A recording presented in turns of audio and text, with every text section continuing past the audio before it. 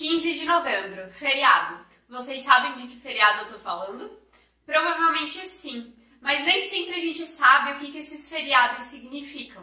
No dia 15 de novembro de 1889 foi proclamada a República no Brasil e por isso é feriado nacional. Esse é o nosso conteúdo de hoje, a proclamação da República, mas precisamente o nascimento dela, a parte ali da Primeira República. É um conteúdo do 9º ano que é muito interessante. Vamos lá?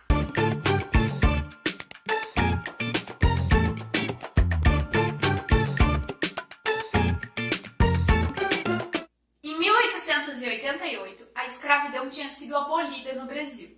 Um ano depois, em 15 de novembro, militares, com o apoio de grupos políticos muito importantes, proclamaram que o Brasil era uma república. A partir daí, então, o Brasil deixa de ser império. E essa passagem da monarquia para a república trouxe algumas mudanças, tanto na forma de governo quanto na nossa sociedade. Uma dessas mudanças foi a mudança de símbolos nacionais. Por exemplo, a nossa bandeira e o hino nacional são símbolos importantes para a nossa nação. A bandeira que a gente conhece hoje é fruto dessa mudança ali na Primeira República. No início ali da Primeira República, vários grupos começaram a competir para ver quais seriam os símbolos, os novos símbolos desse novo regime. E a nossa bandeira, ela foi construída com influência de ideias positivistas. E também algumas coisas foram mantidas ali, lembrando a bandeira imperial. O hino nacional também foi encomendado, para tirar de vez as lembranças desse nosso passado monárquico, ok? Além disso, galera, esse novo governo ali no início da República elaborou uma constituição que separava a Igreja do Estado. Gente, com essa separação, a Igreja Católica deixava de ser a religião oficial no Brasil. Pensa no clero católico. Eles ficaram muito bravos, Então o Brasil, nesse momento ali, separa a Igreja do Estado e a Igreja Católica deixa de ser a religião oficial do país. E esse governo, esse novo governo, ele era liderado pelo Marechal Deodoro da Fonseca. E ele, junto com outros militares, instituíram, então, um governo provisório. A partir daí, então, nesse governo provisório republicano, o Rio de Janeiro tornou-se sede do governo, ou seja, o Rio de Janeiro tornou-se capital da República. Nesse momento também foram criados registros civis. Como assim? Foram criadas as certidões de nascimento, de casamento, de óbito, porque antes, lembra que eu falei da influência da Igreja Católica? Existia apenas certidão de batismo e as pessoas se casavam na Igreja Católica. Por isso, naquela época, as pessoas não sabiam ao certo o ano que tinham nascido, não tinham um registro oficial. A partir daí, então, criou-se os registros civis, ok? Em 1890 também aconteceu uma mudança significativa. Entrou em vigor o decreto da grande naturalização, ou seja, os estrangeiros que residiam no Brasil se tornariam então cidadãos brasileiros. E ainda, galera, o governo provisório determinou a eleição parlamentar para uma Assembleia Constituinte. Esses caras seriam os responsáveis por fazer a primeira Constituição da República.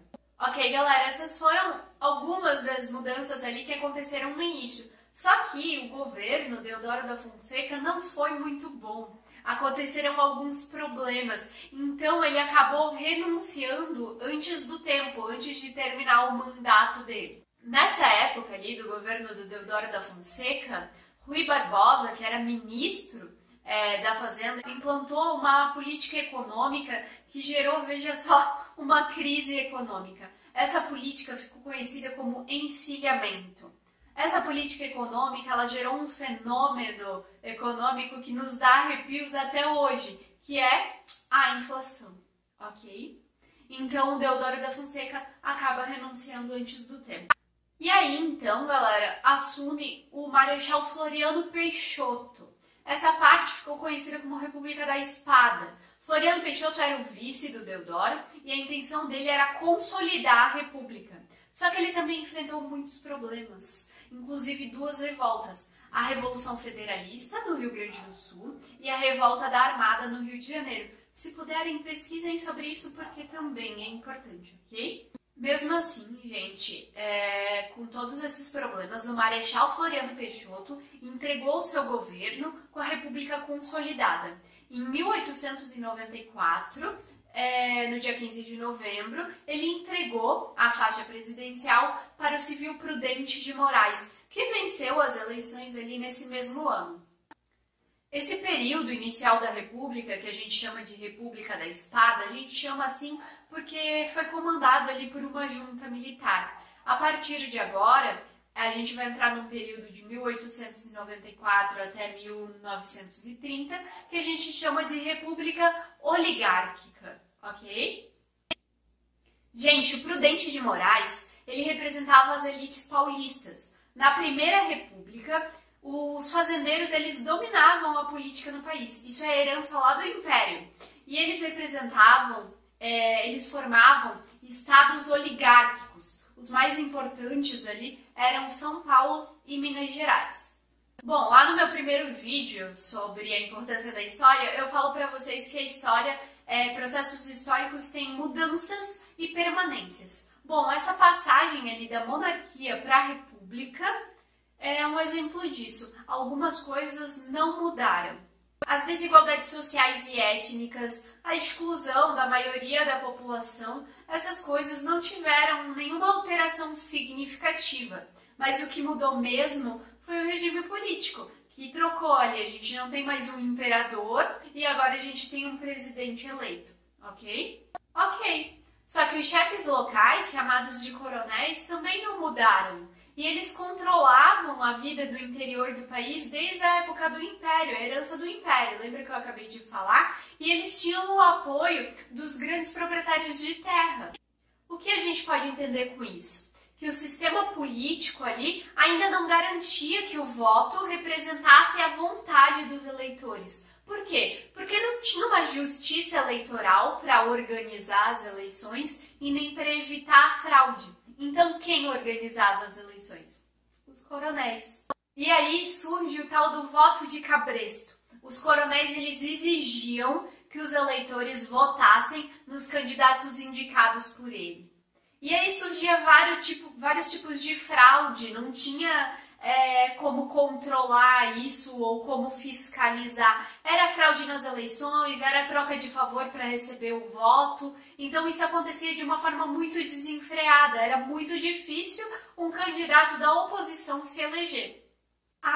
E geralmente os coronéis tinham uma boa relação com o presidente de estado, que equivale ao cargo de governador do estado que a gente conhece. Então os coronéis tinham uma boa relação aí com eles e eles ajudavam financeiramente, soltando a grana ali, verba para esse município, e aí os coronéis faziam obras públicas, né, construíam estradas, pontes, assim por diante, e aí conseguiam o prestígio da população para indicar os candidatos que eles queriam, ok?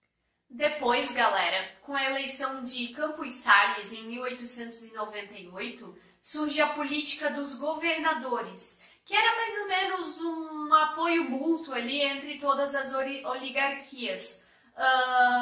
O presidente do estado apoiava o governo do federal apoiava o presidente do estado, que apoiava os coronéis, e aí todo mundo se apoiava e saía ganhando, ok? Era mais ou menos isso que acontecia. Entendam que tudo isso afastava ainda mais a população das decisões políticas e dava menos espaço aí para uma oposição ganhar a eleição.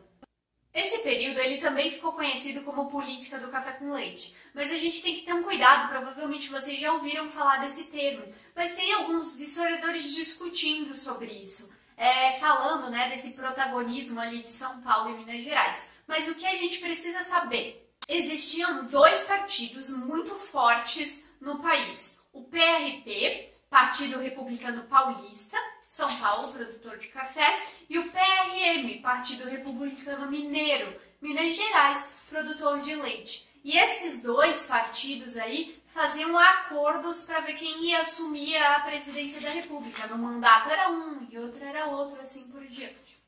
O café, já que a gente tocou nesse assunto, o café foi destaque na economia na Primeira República e ele também influenciou para que outras atividades econômicas fossem desenvolvidas. Como assim, professora?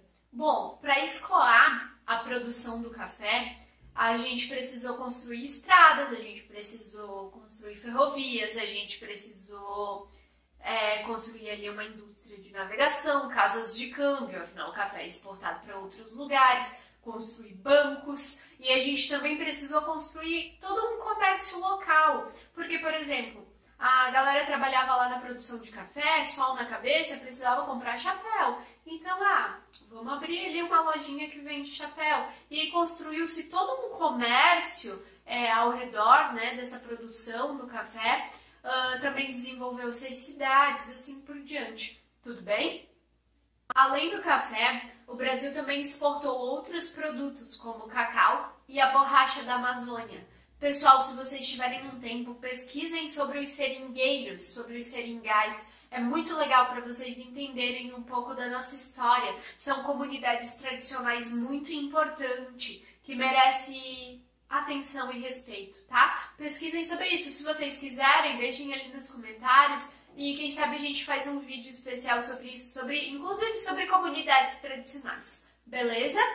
Pessoal, para começar a encerrar, então, uma coisa que a gente precisa saber também é que o desenvolvimento industrial do nosso país se deve ali à expansão da cafeicultura. Mas o que a gente precisa entender? A condição dos operários, a vida dos operários ali nessa época não eram fáceis. Eles não tinham condições adequadas de trabalho, eram bem precárias, os salários eram muito baixos, as rotinas de trabalho elas eram exaustivas, né? Não tinha nenhuma lei que dizia, olha, você só pode trabalhar 8 horas por dia, então eles trabalhavam muito mais. Não tinha nenhuma lei trabalhista que garantisse férias, ou 13º, ou indenização, né? Caso você fosse demitido, então você podia ser demitido e readmitido quando o patrão bem entendesse. E a partir disso começaram a surgir muitas revoltas e reivindicações desses operários. E a partir desse momento começaram a se formar as primeiras organizações operárias, os sindicatos. Os sindicatos surgiram para lutar por mais direitos trabalhistas. Beleza? Pessoal, para encerrar de verdade, então é importante que vocês saibam que no primeiro tempo ali, nos primeiros tempos da Primeira República, ocorreram muitas revoltas e contestações populares. As pessoas estavam insatisfeitas e essas revoltas acabaram por ameaçar ali os grupos políticos e os grupos oligárquicos. Todas essas revoltas são muito importantes para entender a nossa história. Eu não vou falar aqui porque senão esse vídeo vai ficar muito longo, mas se vocês quiserem aprender sobre alguma delas, comentem ali embaixo que quem sabe a gente faça algum vídeo sobre isso. Beleza? Pessoal, sobre a Primeira República é isso, né? É um resumão, aí tem muita coisa para ser esclarecida, mas é um resumão para vocês entenderem melhor o conteúdo. Eu espero que vocês tenham gostado, como sempre. Deixem um like ali para mim. Quem não se inscreveu, se inscreve, indica para os amigos. A gente faz esses vídeos, como eu já falei, com muito carinho para vocês entenderem melhor um pouquinho sobre o conteúdo, sobre a disciplina de História. Muito obrigada pelo carinho, pelas mensagens que eu tenho recebido. Esperem pelo próximo vídeo, beleza? Entrou em vigor e convocou eleições para eleger,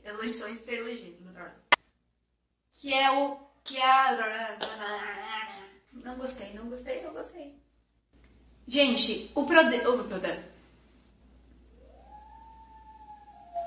cachorro do vizinho uivando. Isso ficou claro para vocês? Que às vezes eu falo muito rápido, né? E como é para uma câmera, ninguém me manda parar. E também o cacau, que foi exportado, né? Tchau, um beijo.